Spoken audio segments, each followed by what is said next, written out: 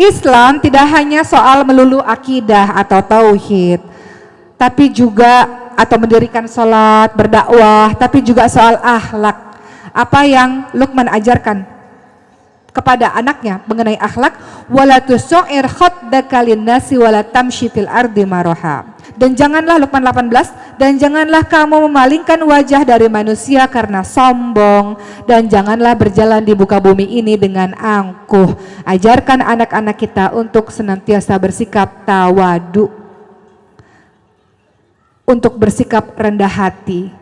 Jangan pernah menunjukkan wajah, wala tusu'ir khaddaka linnasi wala tamshi fil ardi maraha. Jangan palingkan wajahmu di depan manusia karena sombong, dan jangan berjalan di muka bumi ini dengan angkuh. Ajarkan akhlak kepada anak-anak kita. Masalahnya anak-anak adalah peniru paling ulung, ibu-ibu sekalian. Hari ini kita membahas mempersiapkan generasi milenial yang Qur'ani. Yang Qur'ani kita bersandar kepada Qur'an ya Bu ya. Masalahnya anak-anak kita, apalagi anak-anak usia dini. Anak-anak usia dini itu dikatakan 0 sampai 6 tahun. Itu anak-anak usia dini. Atau dalam term anak usia dini secara internasional ada yang mengatakan usia 8 tahun ke bawah. Mereka adalah peniru paling ulung. Apa yang mereka dengar, apa yang mereka lihat, mereka tiru betul-betul. Yang punya anak usia dini, betul nggak Bu? Kita menginginkan anak-anak kita punya akhlak yang baik. Perhatikan di rumahmu terlebih dahulu. Ibu adalah madrasah pertama, pendidik pertama yang pengaruhnya menyentuh seluruh jagat raya. Artinya apa? Ibu memiliki peranan yang sangat penting. Kan banyak nih yang mengatakan, ngapain sih perempuan sekolah tinggi-tinggi, nanti juga berakhir di sumur, dapur, kasur. Benar nggak Bu, perempuan berakhir di situ?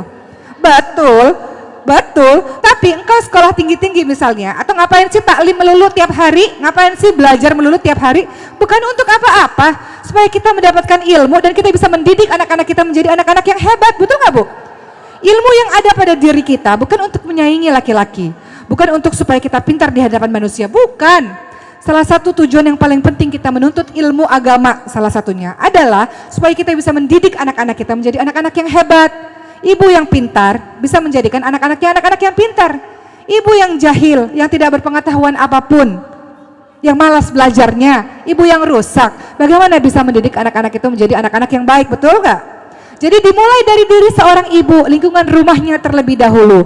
Maka biasakan Bu, apa yang dia dengar adalah perkara yang baik-baik. Untuk ibu-ibu, jangan sekali-kali melabeli anak-anak kita dengan anak bodoh. Banyak ya di antara kita. Anak nakal, ini anak siapa sih? Anak ibu itu masih ditanya juga anak siapa? Ini anak siapa sih? Gitu ya. Atau label-label buruk lainnya. Kenapa? Karena apapun yang engkau ucapkan wahai ibu, anakmu akan menjadi seperti itu. Anak bodoh, berkali-kali ibu bilang anak bodoh, anak nakal.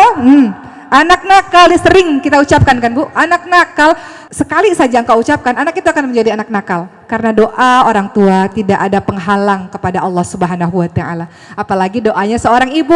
Jadi hati-hati Bu, jaga lisannya dengan baik. Rasul ingatkan, man kana yu'minu billah wal yaumil akhir fayaqul khairan aw liyasmut. Barang siapa yang beriman kepada Allah dan hari akhir, hendaknya dia berkata-kata yang baik, kalau enggak dia diam aja. Ini orang marah Bu, setannya lagi banyak, kata-katanya nggak terkontrol, gerakannya nggak terkontrol, kita jewer tuh anak, kita pukul itu anak, bahkan mukulnya ada yang pakai rotan lagi ya, pakai apa tuh, ikat pinggang. Aduh jangan Bu, jangan dilakukan hal seperti itu.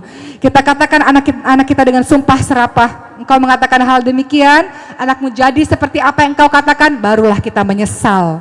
Hati-hati dengan ucapan-ucapan yang ibu lantunkan kepada anak-anak ibu ya, dalam kondisi apapun itu, hati-hati. Ajarkan anak-anak kita akhlak, dimulai dari akhlak dari diri kita sendiri, karena anak-anak adalah peniru paling baik. Kalau kita ingin anak-anak kita berbicaranya santun, bersikap tawadu, ibu ayahnya pun harus mencontohkan hal yang demikian.